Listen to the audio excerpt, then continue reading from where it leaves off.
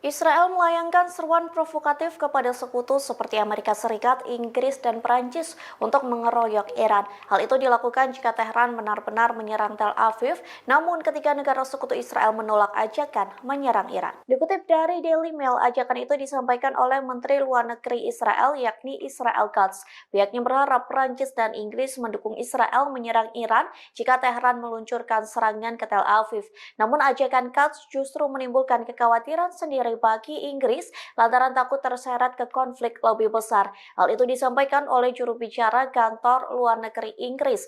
Alih-alih membantu Israel mengeroyok Iran, Inggris meminta agar sekutu meredakan ketegangan di Timur Tengah. Seorang sumber yang tadi disebutkan namanya juga mengatakan Prancis dan Inggris tidak membahas bergabung dengan koalisi menyerang Iran. Pernyataan senada juga disampaikan pejabat Amerika Serikat yang mengeluarkan nada lebih keras.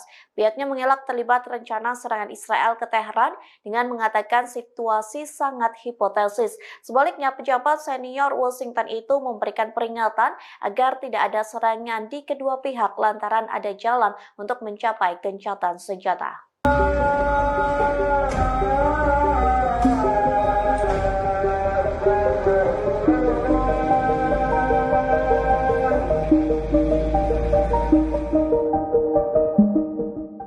Download Tribun X sekarang, menghadirkan lokal menjadi Indonesia.